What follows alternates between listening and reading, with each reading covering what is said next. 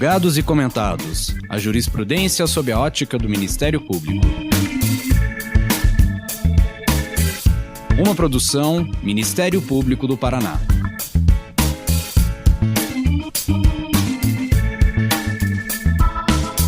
Olá, estamos começando mais um episódio do Julgados e Comentados. Eu sou Fernanda Soares e nesse episódio vamos conversar sobre as recentes decisões dos tribunais superiores sobre a judicialização da saúde e o acesso a medicamentos de alto custo, com a participação de Reinaldo Mapelli Júnior, promotor de justiça do Ministério Público de São Paulo. O direito fundamental à saúde, em sua essência, traduz-se no acesso efetivo a tratamentos médicos adequados. Contudo, essa garantia constitucional tem sido interpretada ao longo do tempo de maneira diversa pela jurisprudência do STF, evidenciando uma evolução conceitual e normativa. Atualmente, tal direito se encontra no cerne do debate do Poder Judiciário com a crescente judicialização da saúde, refletindo tensões entre demandas individuais e gestão coletiva de recursos públicos que são limitados. Dados do CNJ de 2023 indicam o registro de mais de 1.300.000 processos judiciais na área de saúde, tanto a pública quanto a suplementar, sendo que mais de 800.000 destes são referentes ao SUS em suas 3 esferas de governo. É nesse contexto que vamos debater as mais recentes decisões dos tribunais superiores, em especial aquelas que se referem à obrigatoriedade do Estado em fornecer medicamentos de alto custo e à responsabilidade solidária dos entes federados para o dever de prestar assistência à saúde. Para isso, então, contamos com a participação do Dr. Reinaldo. Reinaldo, seja muito bem-vindo e, desde logo, meu super agradecimento por ter aceitado estar aqui conosco nos Julgados e Comentados.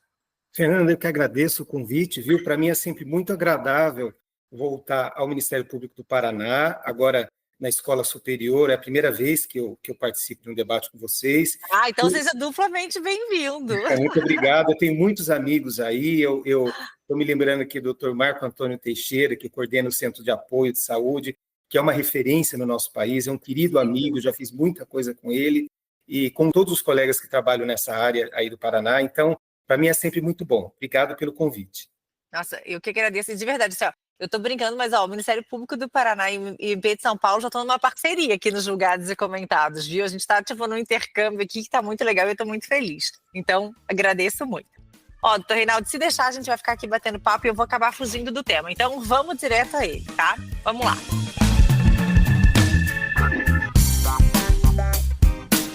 A judicialização da saúde, especialmente em relação aos medicamentos de alto custo, muitas vezes resulta na busca por tratamentos de doenças raras, com medicamentos de difícil acesso, por vezes ainda experimentais.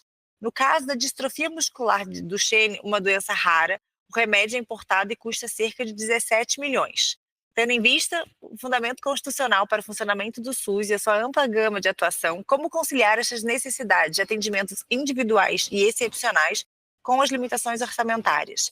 Queria saber ainda como que você vê e avalia a necessidade de intervenção do Ministério Público e do Judiciário no atendimento dessas demandas.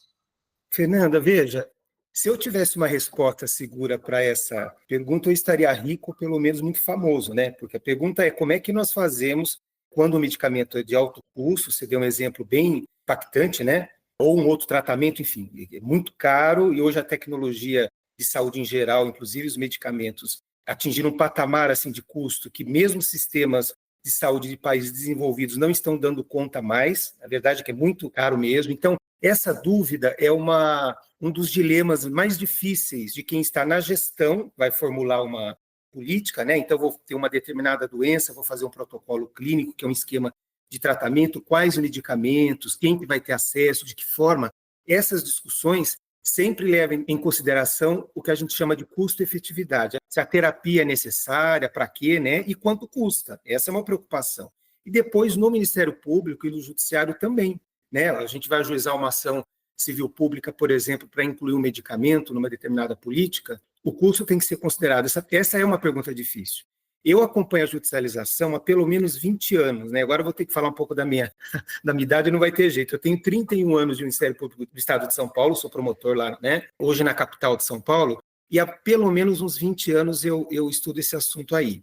O meu doutorado foi na Faculdade de Medicina da USP, eu fiz na medicina, apesar de eu ser de Direito da USP, que legal. sobre judicialização de medicamentos, né? Isso foi em 2015 que eu defendi lá a minha tese. Que interessante, porque daí é um outro olhar, né, quando a gente completamente diferente. E por que eu fiz doutorado? É isso que eu queria contar. Porque, na época, eu era chefe de gabinete da Secretaria de Estado da Saúde, São Paulo, e eu recebi as ordens judiciais de medicamentos e de outros tratamentos, cirurgia, etc. E o grande drama, ou pelo menos o maior na época, acho que ainda é esse, não é o que está previsto na política. O que está previsto na política tem que estar lá. Então, se a pessoa vai buscar um medicamento que é de responsabilidade do município, Relação Nacional de Medicamentos Essenciais, e não tem lá na Unidade Básica de Saúde, e tiver que ingressar com uma ação, não tem que discutir, né? O juiz tem que condenar. O problema é o que não está incorporado, né? O que é muito caro e ainda não está previsto. Cada dia são mais medicamentos, né, que não Muito estão mais. Então, na verdade, eu vivi esse drama, de verdade, não estou falando da boca para fora, não, de ter uma determinada ordem judicial de um medicamento muito caro, e aí você retirava o dinheiro de alguma política, você deixa de atender alguém. Essa é a grande discussão, né? Eu responderia essa pergunta, que não dá para responder, porque isso é muito difícil. O que eu acho é que nós, do sistema de justiça, deveríamos ser mais contidos em relação a esse tipo de coisa. Porque, teoricamente, quem deveria decidir isso é a CONITEC, a Comissão de Incorporação de Tecnologias do SUS, que é um órgão federal independente que avalia o medicamento para ver se pode ou não incluir, se tem outro mais barato disponível ou não, e se é necessário, como fazer para custear isso. E aí o Ministério da Saúde é que inclui de uma maneira simplificada, né? Eu acho que na justiça há alguns casos excepcionais, sim. Você imaginar uma doença rara, um medicamento realmente eficaz e único, que, enfim, não tem nem registro no país ainda, teoricamente, se houver mesmo necessidade, claro, o judiciário tem que prestigiar a vida, a saúde das pessoas. Mas eu acho que tem que ser muito excepcional. Eu acho que, em regra, se for algo novo, muito caro, tendo algo equivalente, a gente não deveria intervir tanto como intervimos, porque, volto a dizer, você tira dinheiro de outras políticas, né? Não tem orçamento sem limite. E esse é o grande problema mesmo. É a pergunta mais difícil essa aí, já foi a primeira, né?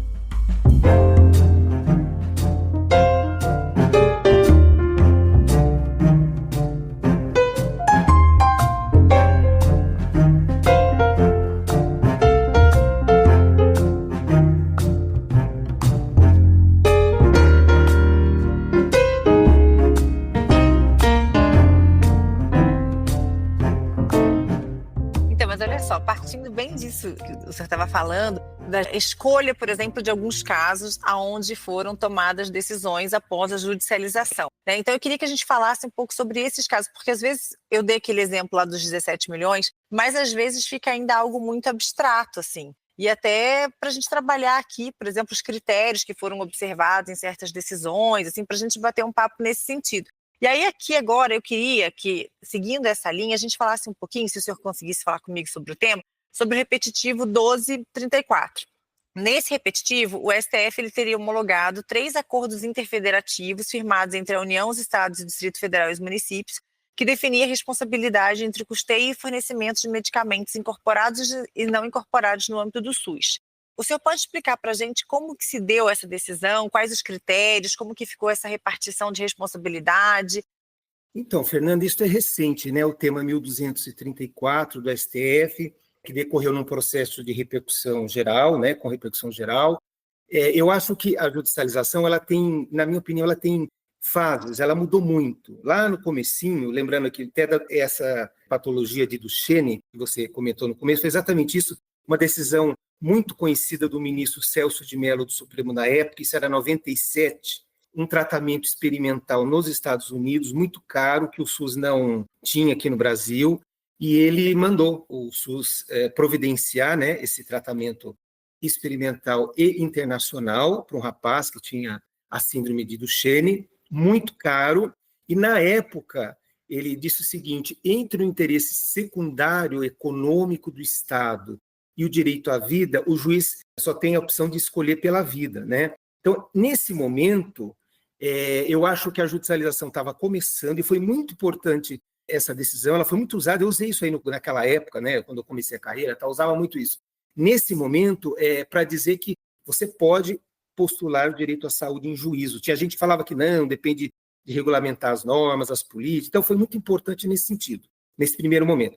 Depois de um tempo para cá, houve um abuso muito grande, já tem muitos estudos nesse sentido, né? É que é como se não existisse regra, a pessoa aciona a justiça, né, e quase sempre obtinha tratamento, ainda que fosse, por exemplo, um exemplo que me veio à cabeça, bem simplificado. Eu vivi isso na secretaria, um exemplo antigo, mas que acontece ainda. O Estado ser condenado a entregar aspirina para as pessoas. Isso é um medicamento barato, os municípios que têm que comprar e entregar, e aí eu tinha que fazer uma licitação para meia dúzia de aspirina. Eu fiz isso quando estava na secretaria, pagando uma fortuna, né? Então, a desorganização administrativa, o desvio de dinheiro para outras políticas, ou às vezes até condenar a uma terapia ou medicamento, já existindo um outro mais barato disponível, ocorria muito, juntamente com casos de não atendimento, né? Como volto a dizer, em muitos casos o medicamento estava previsto nas políticas e falta, isso ocorre muito ainda hoje, aliás, está ocorrendo muito nesse momento, é caso de condenação, né? Não estou nem discutindo isso, a gente está falando de casos excepcionais, fora de política, etc. Depois chegou a Covid. Quando chegou a Covid, eu acho que a judicialização ficou um pouco contida, porque ficou muito claro que não tinha dinheiro, equipamento e oxigênio e leito para todos. Estava muito claro, uma doença, pandemia, Covid-19, ninguém sabia direito o que era, né? Se houvesse judicialização, a gente inviabilizava aquilo que estava sendo tentado ser feito, né? Então, mas judicializaram para passar na frente, nas prioridades da vacina, né, que o governo ia decidindo, os idosos com imunidade mais baixa. Eu vi um processo de surfistas de Santos que entraram com a ação porque diziam que era esporte, isso era bom para a saúde, e eles queriam prioridade na vacina, para dar um exemplo, né? Então, enfim. E o judiciário, nesse momento, em regra, respeitou a organização, as prioridades, os critérios de vacina, de priorização de vacina, assim por diante. Tem até uma recomendação que saiu para o juiz na época, que é a 66. Eu gosto muito dessa recomendação.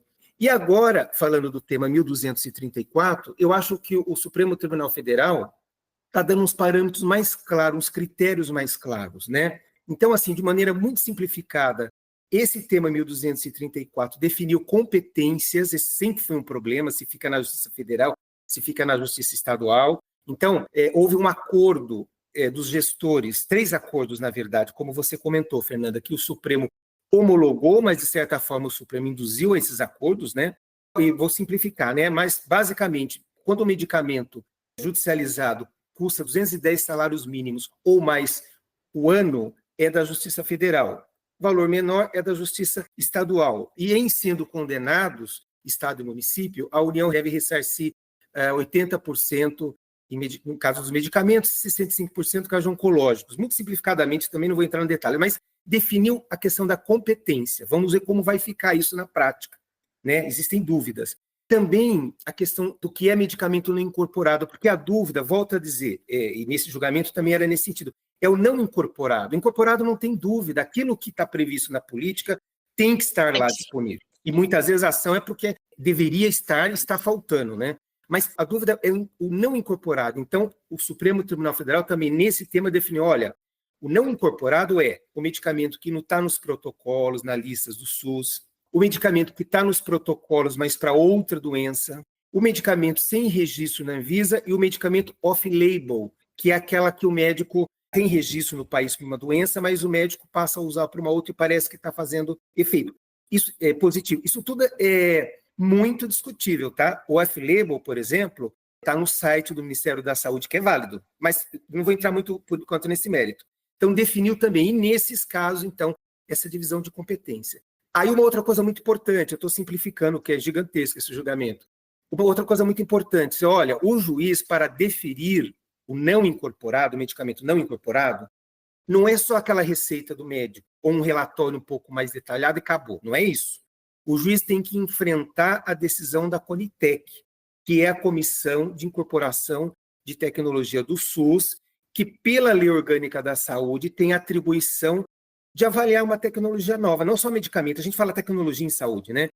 E também medicamento. Então, qualquer interessado pede à Conitec, existem prazos para avaliar, a Conitec acompanha, sempre com consulta pública, às vezes até audiência pública é feita, ouvindo especialistas, associações de doentes, etc. E, no fim, toma uma decisão, se aquilo vai entrar ou não para a política, se deve entrar ou não, e faz uma decisão fundamentada, um parecer fundamentado. Então, estou simplificando, tá? O juiz tem que analisar aquele medicamento não incorporado, se foi pedido ou não na Conitec, e se foi, qual a decisão, sem entrar exatamente no mérito administrativo. Segundo a decisão, que hoje vincula todos, porque depois tem uma súmula 60, que fala, olha, esse tema 1, 2, 3, 4, todos os juízes têm que seguir, né? Já súmula vinculante 60, o juiz deve ver a legalidade, então ver o processo regular, né? Se for obedecidos os prazos, a Conitec pode estar em mora, por exemplo, não obedeceu os prazos, não decidiu. Sim. E o mérito, eles falam da teoria dos motivos determinantes. É basicamente ver se o motivo é que a Conitec... Vamos supor que a Conitec, muito simplificadamente, tá? Que essa bomba de insulina, nós não vamos acolher, porque a insulina que nós já damos para essa faixa etária, estou inventando, tá? Tá. É suficiente. A bomba de insulina é 30 vezes mais cara e para essa faixa etária só vai dar um pouco mais de conforto para o paciente. Então, nós não vamos incluir, nós vamos deixar só os casos mais graves de diabetes mellitus 1 lá. O juiz não pode mudar esse mérito. Se tiver correto o argumento, a fundamentação técnica e a decisão, então o juiz vai ter que enfrentar as decisões da Conitec para deferir ou não. Isso é uma obrigação do juiz. Isso eu achei muito importante e interessante que está nesse tema. E, por último, eu chamaria a atenção por uma plataforma nacional. Né? Também se decidiu que vai se construir uma plataforma nacional com dados de todos os pedidos administrativos e judiciais de medicamentos e terão acesso a isso os gestores, o Poder Judiciário, se eu entendi bem, Ministério Público, Defensoria, advogados e profissionais de saúde, e lá vão ter, segundo o que está previsto, todos os dados de quem foi condenado, quem pagou, se houve o ressarcimento, etc. Eu não sei exatamente como é que vai ser, isso está em fase de teste. Mas eu ia perguntar se já tinha visto, usado, enfim, ainda não funciona. Não, e olha, já adiantando um pouquinho o que eu ia falar lá para frente, a questão é, na minha opinião, hoje nós exageramos no tal do ativismo judicial. Eu sempre fui muito crítico à judicialização, talvez no começo da carreira menos, mas ao longo dos anos, a gente acompanhando, né, inclusive essa experiência fora do MP que eu comentei, né, a gente vai acompanhando, e eu acho o seguinte, nós, não só na saúde, nós do sistema de justiça, a sociedade em geral, né, não é culpa só do Ministério Público, da Defensoria, enfim, judicializou tudo. Então, no meu trabalho de promotor hoje, eu sou promotor de direitos humanos, em São Paulo. Por exemplo, eu estava trabalhando muito com a área de inclusão, racismo, enfim, se alguém tem um problema numa escola e aquilo é resolvido de uma determinada forma, quem não gostou reclama e vai para o Ministério Público. Quase sempre vai parar na Justiça. Então, assim, tudo foi para a Justiça. No caso das políticas, o meu grande receio é, quando o Judiciário não fazia política pública, e hoje o Judiciário faz, a expressão que eles usam nesse tema é a gestão compartilhada com o Poder Judiciário, eles usam essa expressão. Quando o judiciário não fazia política, nós tínhamos um controle jurisdicional de um tipo, né? Então, os gestores decidiram a questão de medicamentos, se tiver errado, eu, promotor, vou entrar com uma ação e o juiz vai analisar se aquilo lá é razoável. Hoje não. Hoje a justiça está participando dessa discussão política. Então, a minha preocupação é, se este tema, por exemplo, na prática não funcionar bem como estão imaginando que vai, quem é que vai corrigir isso? Essa é a minha grande preocupação. No caso da plataforma, para mim, está muito claro. Eu acho a ideia extraordinária. A gente imaginar uma plataforma digital que integre todos esses dados. Agora, às vezes que eu trabalhei com isso, inclusive na gestão, não foi viável, porque nem mesmo um único sistema de informática, os setores usam, né? Então, nem a prefeitura, a Secretaria Municipal e a Secretaria de Estado, muitas vezes, por exemplo, regulação de vagas. A prefeitura, vamos supor, de São Paulo, tem uma regulação dos equipamentos e um sistema informatizado. O Estado tem outra regulação dos serviços deles, equipamentos, hospitais, e tem o sistema informatizado. Aqui eles não conversam entre si. Você não consegue ter acesso a tudo. Imagina isso a nível nacional. Então, eu não sei se é viável. A ideia é muito boa. Acho que... Sim. Mas então, e aí se não der certo, quem corrige? Né? Eu acho que essa é uma preocupação que a sociedade deveria ter. Sem desmerecer a tentativa do Supremo de organizar a judicialização. Mas a gente vai ter que acompanhar para ver o que vai acontecer. Tanto que eu estou evitando, viu, Fernanda? Já me pediram para escrever alguma coisa, eu estou ficando meio... É aqui a primeira vez que eu estou falando disso. Porque eu acho Nossa, então agora que eu estou me sentindo muito privilegiada aqui, porque, assim, você falou, estou falando resumidamente. Eu falei assim, gente, mas isso aqui está sendo um esclarecimento para os nossos ouvintes, assim, que está, sabe, eu tenho certeza que eles estão super felizes, assim, porque, embora você tenha dito que está sendo sucinto, você já está dando para a gente um panorama sobre a decisão toda, do repetitivo, e ainda já está apontando umas críticas construtivas. Então, essa reflexão Que bom que está fazendo aqui nos julgados e comentados, mas eu acho que já vale escrever também. Vou pensar, viu? Com receio. Eu esbocei alguma coisa criticando muito, aí eu li alguns artigos elogiando, eu falei, não, deixa eu aguardar um pouco, né? Eu acho assim, o positivo é a ideia de organizar. Então, isso do juiz ver a avaliação tecnológica, se foi feita, se não foi da Conitec, né? Tomar um pouco mais de cuidado. A questão do preço também, eles falam para obedecer o menor preço da CEMED, que é uma câmara de medicamentos. Então, são cuidados para que não haja abuso. Isso eu acho interessante. Agora, algumas outras questões, mesmo a definição de competência não me agradou muito, não. Mas tudo bem, tá desse jeito, a gente vai ter que acompanhar um pouco e ver o que vai acontecer, né? Mas talvez, assim, para esse momento seja um norte, certo? Tipo, pelo menos, assim, sabe, assim, um norte de critérios que, assim, se eventualmente não corresponderem às expectativas, nada impede de que daqui a pouco sejam revistos, né? Mas eu acho que, no geral, assim, essa tentativa acho que foi válida, né? Eu acho. A avaliação que eu faço nesse momento é essa, muito O positiva. saldo, né? O saldo final, pelo menos neste momento, parece ser positivo. Sim, eu acho, concordo.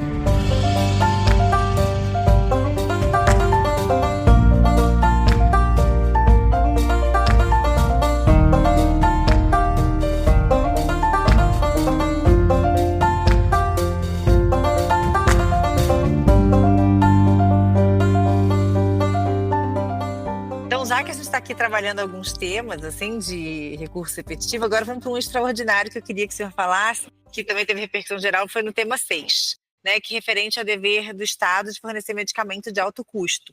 Ali a gente teve uma outra decisão, que também acaba se relacionando um pouquinho com o tema que a gente estava falando antes. Nessa decisão aqui foram definidos parâmetros para concessão judicial de medicamentos registrados na Anvisa, mas não incorporados ao SUS.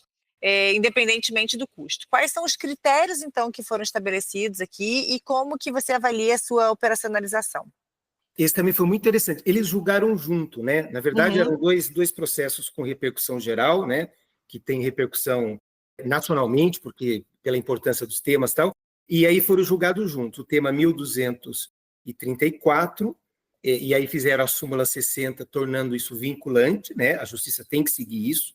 Eles dizem até a justiça e os gestores também, já que é um acordo dos gestores que foi homologado. E o tema 6, da mesma forma, eles fizeram uma súmula vinculante, 61, dizendo que também é de obrigatoriedade para todo mundo. O tema 6, na verdade, está correlacionado, são os critérios. Volto a dizer, para medicamento não incorporado. Né? O incorporado a gente não está discutindo, o incorporado tem que estar disponível, porque já passou pelas etapas aí de avaliação, de inclusão, etc.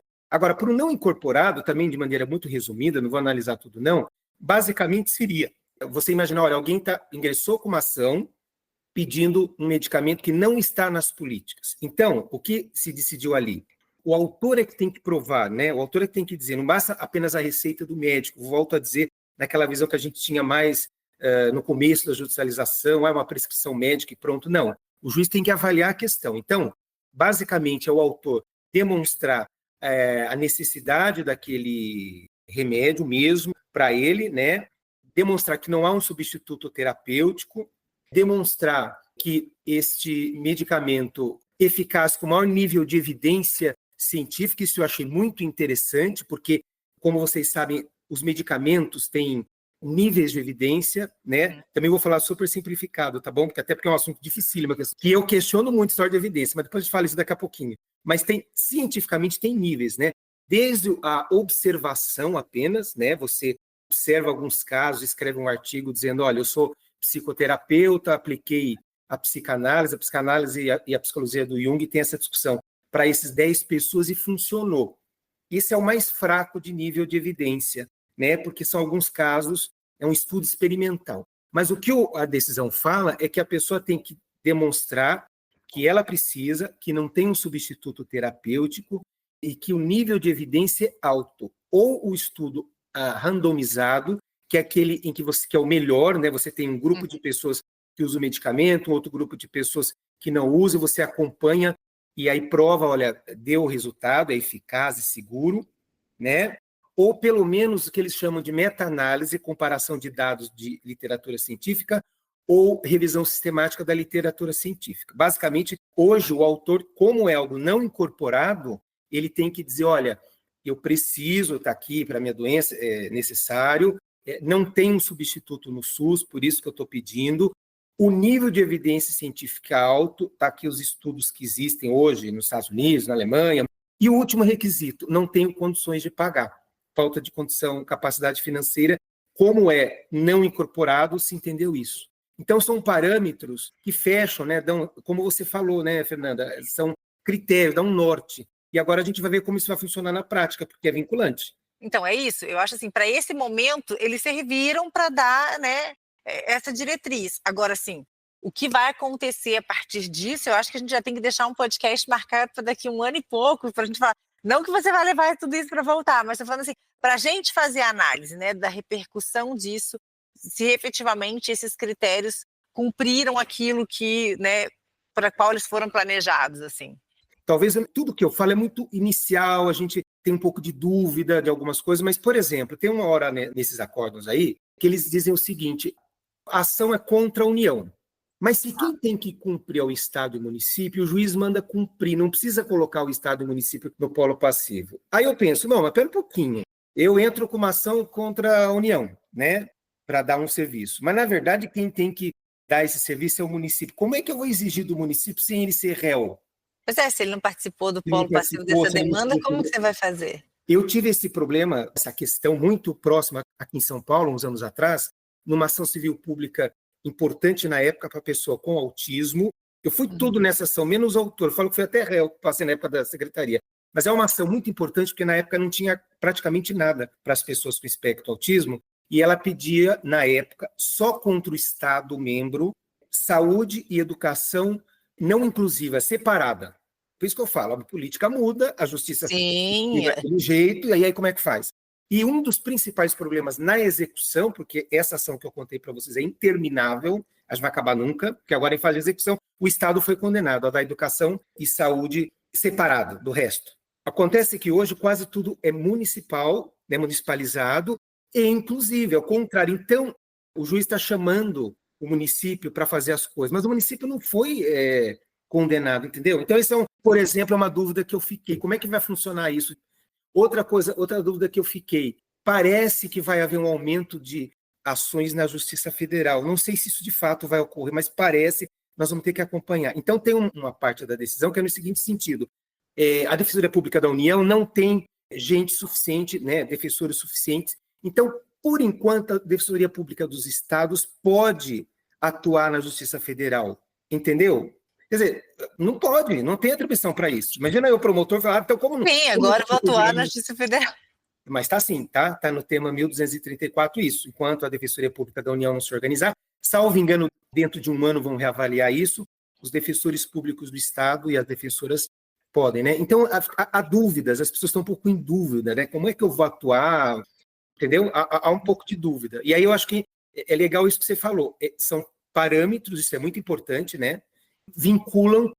A questão de vincular, eu acho muito relevante, né? As 2 súmulas vinculantes 60 e 61, dizendo que isso é obrigatório de todos. Porque também, ao longo dos anos, isso eu acho que precisa dizer, o STJ e o Supremo sinalizaram com algumas posições, e aqui, lá embaixo, não acontecia nada, tá bom? Então, por exemplo, tem um tema que eu preciso mencionar aqui, ainda rapidamente, que é o tema 500, para medicamentos sem registro. Por exemplo, essa é uma outra discussão, né? Na Anvisa. Sem registro na Anvisa ou sem registro? Sem registro na Anvisa, porque o registro de medicamentos é na Anvisa, Tá. que é a Agência Nacional de Vigilância Sanitária, né? Você só está atropelando aqui as suas perguntas, mas... Não, por isso que eu estou achando ótimo, porque eu já ia chegar lá, então já vamos...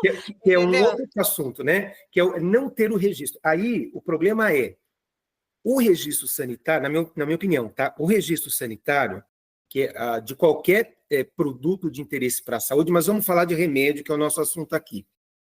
É algo que tem em todos os países, porque quem tem interesse em comercializar deve pedir o registro no país, e aí tem etapas para ver se aquilo é seguro, para que doença que serve.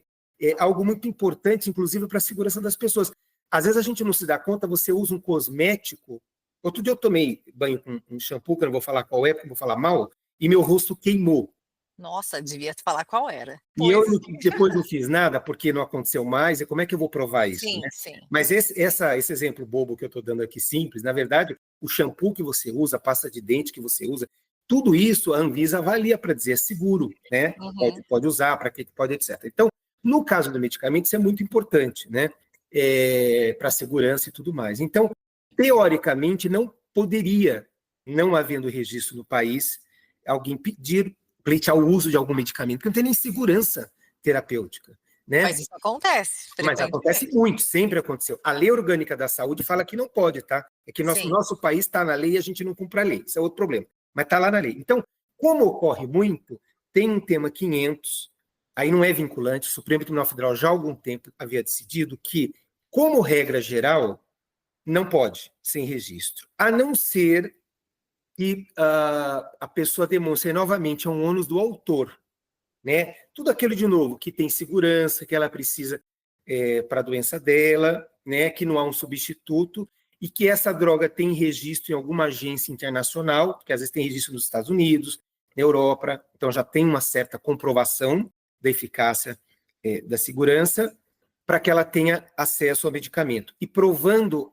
que houve o pedido do registro e ou a decisão da Anvisa está errada ou está demorando demais, tem prazo, tem uma lei, etc, etc. Né? Nesse caso, sim. E isso obrigatoriamente tem que correr na Justiça Federal, porque o registro é um assunto federal, a Anvisa é federal. Os promotores, os advogados e os juízes respeitam isso em regra, não, tá?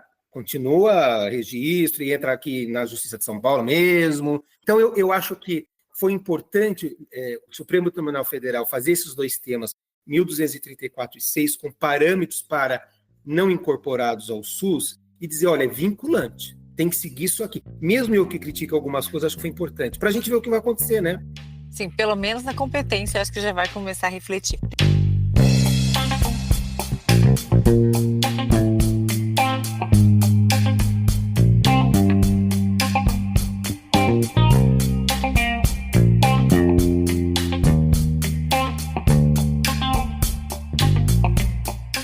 Deixa eu aproveitar, Reinaldo, que você falou aqui a respeito de medicamentos sem registro e que eles ainda são uma realidade, né? São pedidos frequentes, ainda que haja essa vedação por pagamento, salvo em hipóteses excepcionais que poderia acontecer o pagamento.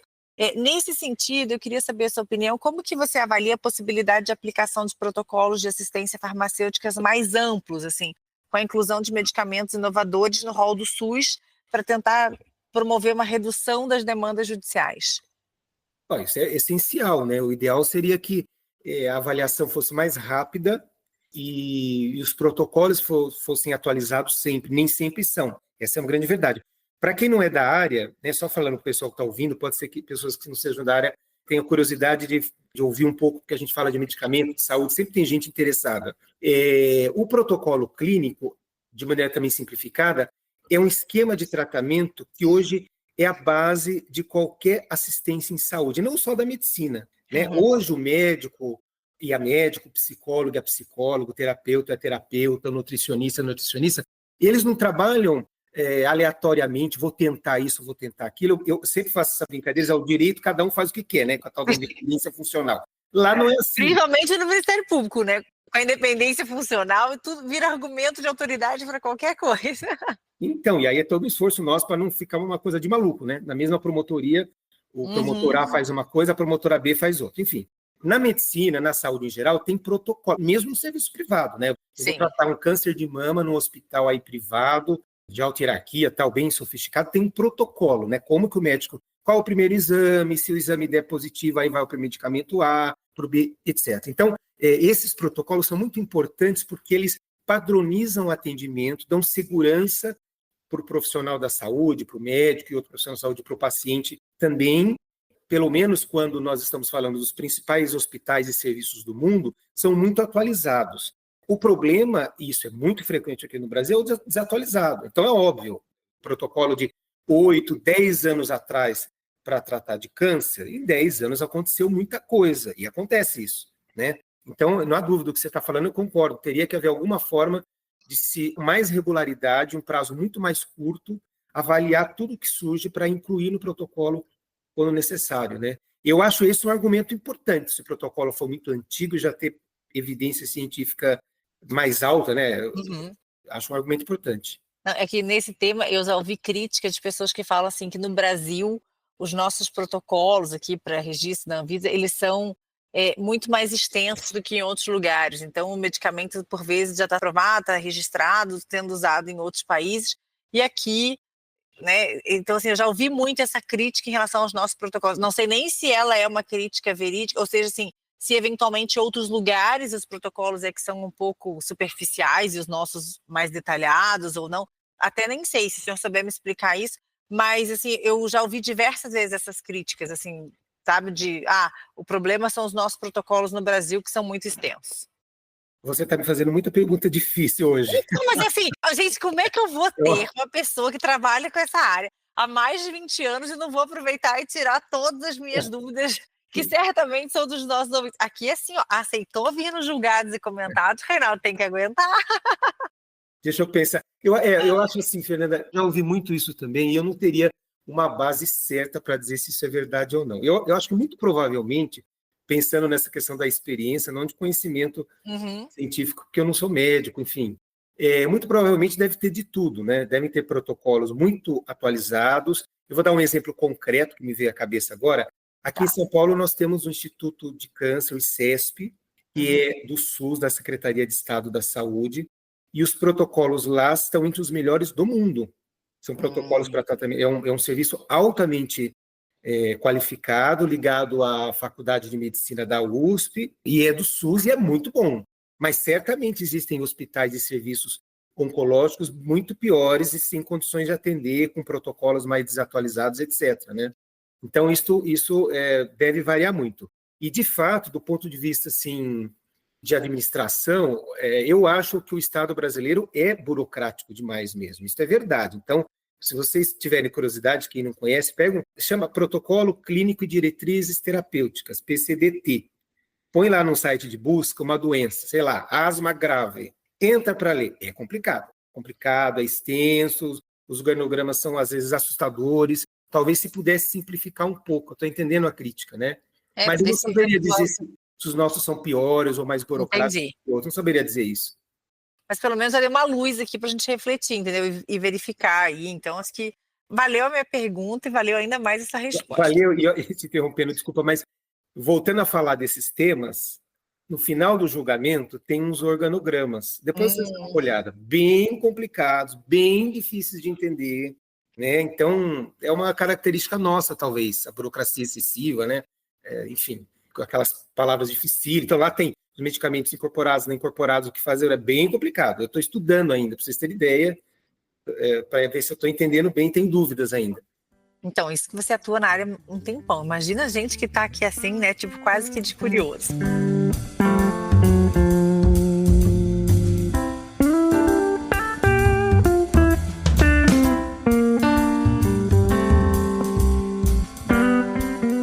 Mas olha só, a gente ficou falando bastante de medicamento e tudo mais, mas eu queria também que a gente adentrasse na parte das empresas de saúde suplementar, né, que também fazem parte aqui do nosso sistema, os conhecidos planos de saúde.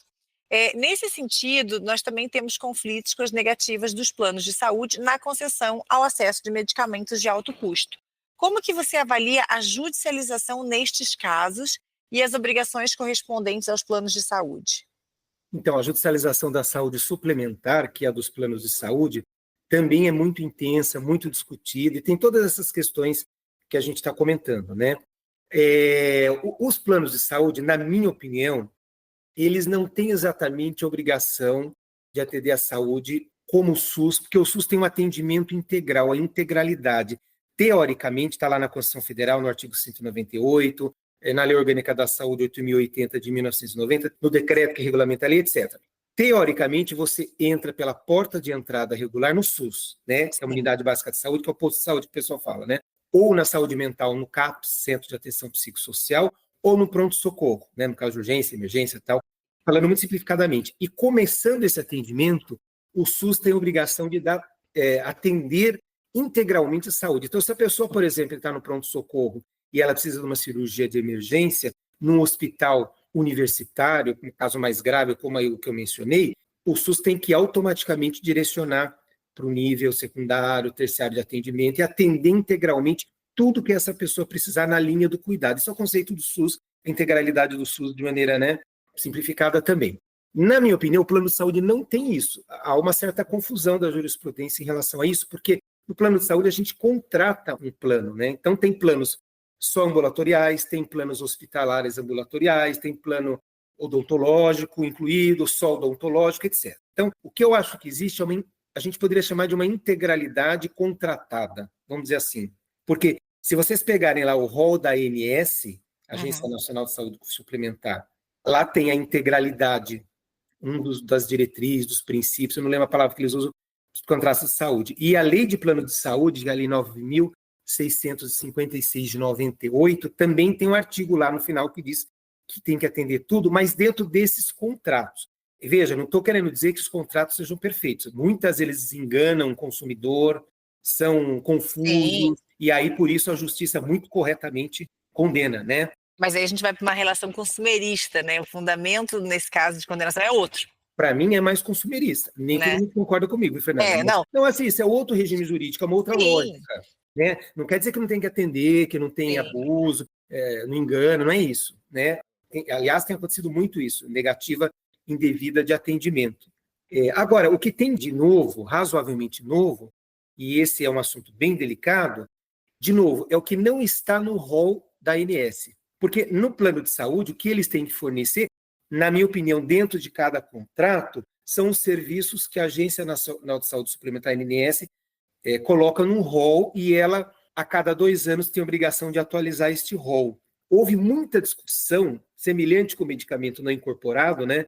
Mas e quando o medicamento ou o serviço não está no rol? E eu preciso, como paciente. E aí havia no STJ 2 câmaras que julgavam diferente. Uma dizia, não, o rol é taxativo, é a ANS que decide. E a outra dizia, não, não é taxativo, é exemplificativo. Aquelas coisas do direito, né? Sim. Então havia muita dúvida, mas prevaleceu o entendimento, hoje está na lei, eu até anotei aqui para não esquecer, para não deixar de citar, o artigo 10, parágrafo 13º da Lei 9.656 de 98, que é a Lei de Planos de Saúde, que diz sim que pode-se pedir o medicamento não incorporado, desde que tenha evidência científica, novamente aquela ideia de que tem que ter algum indício de base científica, né? Por exemplo, medicina baseada em evidência, a gente fala, que é comparar com outras literaturas ou estudo randomizado, e que tenha recomendação da própria Conitec para colocar no SUS, porque se a Conitec fala, isso aí precisa no SUS, por que não precisaria o plano de saúde? Sim. Ou a recomendação de um órgão de avaliação internacional, né? Um órgão de avaliação dos Estados Unidos, da China, do Japão, enfim. Então, hoje está claro que não é taxativo, é possível, tendo evidência científica e essa recomendação desses órgãos, né? Então, isso provavelmente, isso é um pouco recente, de 2022, a mudança da lei, se eu não estiver equivocado. Eu estou aguardando alguns estudos para ver se não aumentou a judicialização, mas provavelmente sim. Mas tem as mesmas discussões, viu, Fernanda? Quando é muito caro, o plano diz que pode quebrar o plano, né? Se tem evidência científica ou não, com uma diferença fundamental, que eu acho, né? Agora vou falar novamente minha opinião. No caso da saúde suplementar, os custos deles nunca são transparentes. A crítica eu acho, tudo bem, teoricamente possível. Olha, se for muito caro, vai quebrar o plano de saúde. Eu não ignoro essa possibilidade diante dos custos altos, como a gente comentou. Mas a gente nunca sabe o lucro deles, entendeu? Isso é um mistério. Para mim, é um grande mistério, né? Então, tem uma discussão delicada nessas ações judiciais. Volto a dizer, quando não está no rol, quando é muito caro, esse tipo de coisa. Quando está, tem que fornecer, né? Não tem que discutir, né?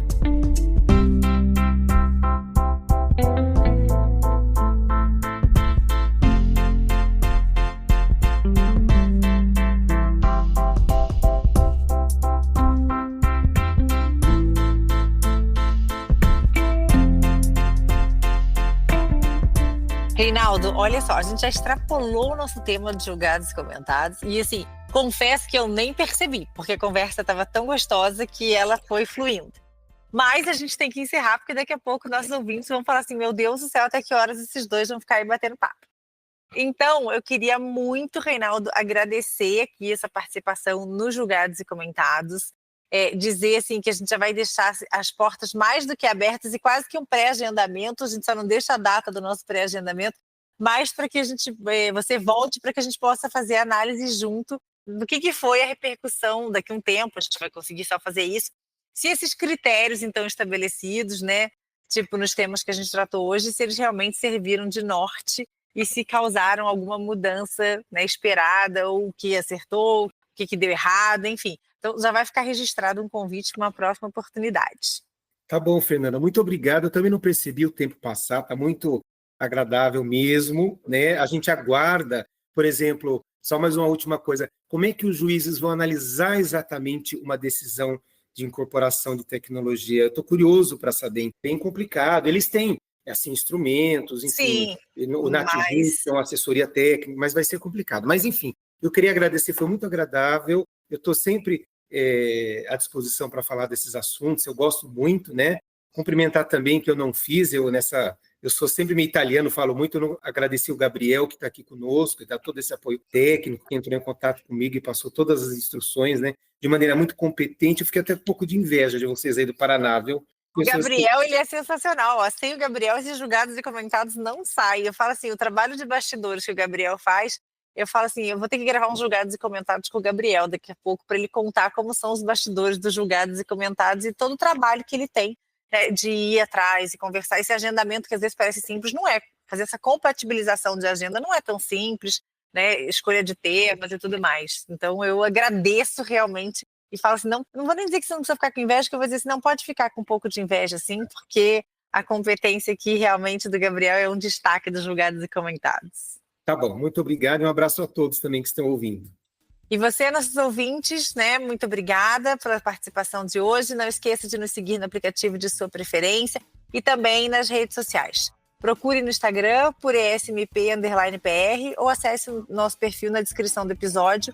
E aproveite para nos enviar sugestões de temas, dúvidas ou comentários para que a gente possa agora, nesse 2025, fazer uns julgados e comentados ainda melhor. Muito obrigada, gente, e até a próxima.